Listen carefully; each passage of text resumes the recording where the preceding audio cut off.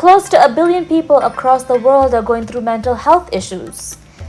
This Onam, I noticed how Indian festivals address both physical and mental health. This year, I literally got 65 happy Onam messages on WhatsApp. This culture was designed consciously for the inner well-being of the human being.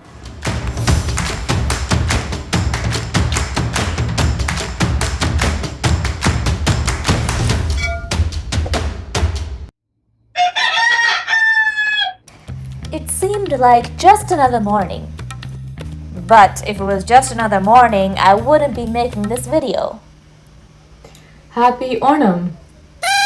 Ah yes, the day when Malayalis across the world get all nostalgic and FaceTime their parents for cooking instructions.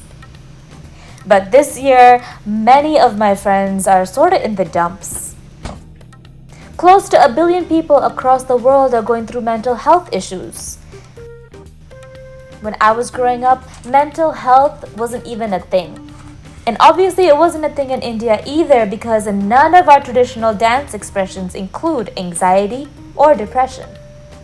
So what did the ancient Indians do to maintain their mental health? I mean, they weren't all perfect. They had some psychiatric cases, but definitely not like we have today. This culture was designed consciously for the inner well-being of the human being.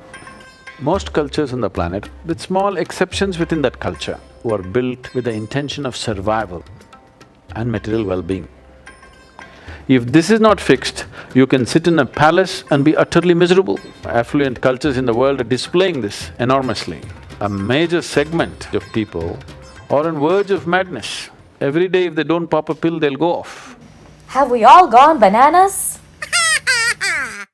This Onam, I noticed how Indian festivals address both physical and mental health. If only we brought some of that into our daily lives, we'd probably have less of a mental health pandemic.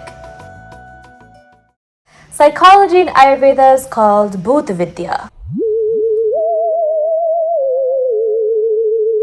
No, not me. Bhut Vidya is the knowledge of how to deal with psychological disorders.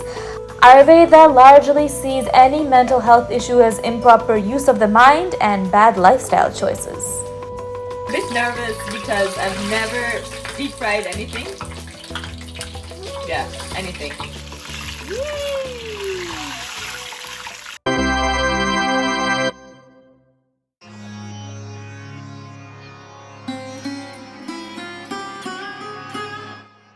I was about to attend a socially distant Onam sadhya and I was definitely not about to pass up an opportunity to wear my favorite outfit.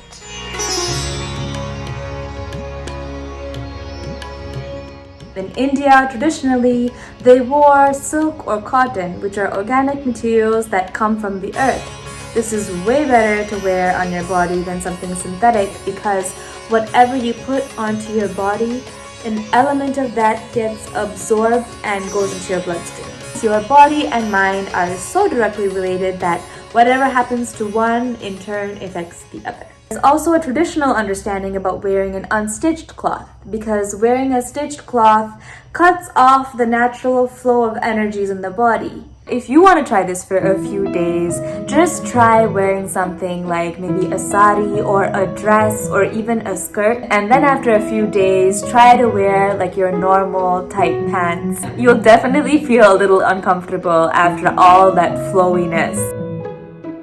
Obviously, we can't dress like this all the time, so I try to wear something as loose as possible so I don't feel as restricted. I'm definitely much more at ease wearing something like that than something like spandex.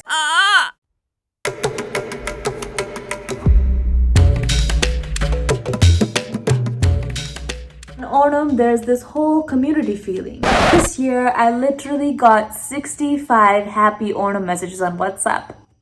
But usually the family comes together, there's this huge feast, and even the feast, a lot of it is like diet food. Avial, Olen, Elisheri, Pachadi.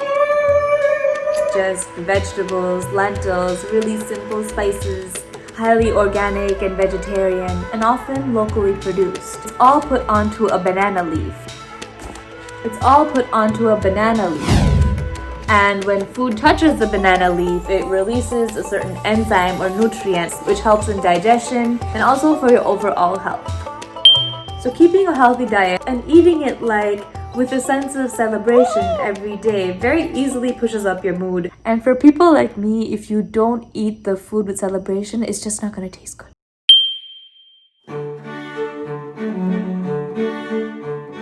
There are these arrangements called pookalam.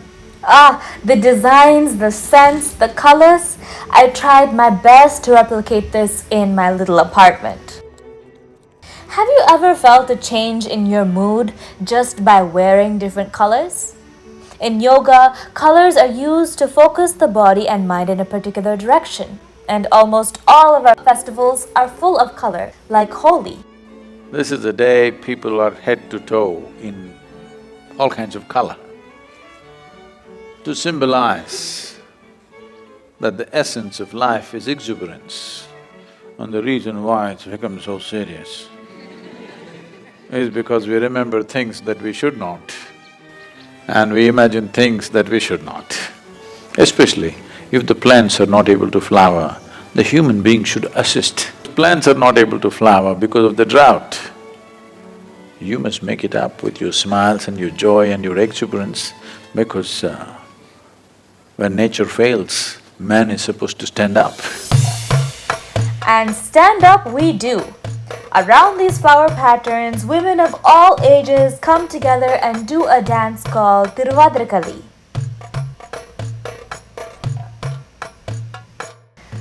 I've always found dance as the easiest way to very naturally become joyful. Honestly, just everyone can do it if they let their guard down a bit.